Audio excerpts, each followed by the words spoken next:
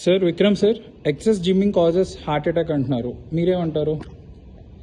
లిమిటెడ్గా చేసుకుంటే మనకి అది ఏం ఉండవండి. ఇప్పుడు అందరూ ఏం చేస్తారంటే వెయిట్ లాస్ అయిపోవాలి, నేను తగ్గిపోవాలనేసి ఓవర్గా వాళ్ళ కెపబిలిటీకి మించి వర్కౌట్స్ చేయటము, బాడీ యాక్టివిటీ చేసేయటము, అది చేయటం వల్ల వస్తుంది. నెక్స్ట్ దాంతో డైట్ మెయింటైన్ చేస్తాను. డైట్ మెయింటైన్ చేసినప్పుడు దాన్ని తగ్గట్టుగా చేయాలి. మన క్యాపబిలిటీ ఎంత ఉందో అంత మీదే చేయాలి. కొందరు చేస్తారు, స్టార్ట్ చేశారంటే గంటలు గంటలు ట్రెడ్మిల్ మీద నుంచి ఉంటామో, లేకపోతే 5ంటికి స్టార్ట్ చేస్తే 10ంటి వరకు చేస్తేనే అంటే 4-5 అవర్స్ అంత అవసరం లేదండి.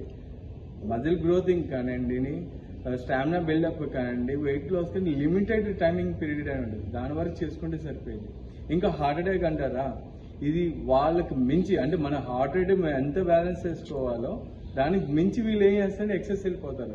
120 ఉంటే పర్లేదు, దానికి మించి వీళ్ళు ఎక్సెస్గా పరిగెత్తారు.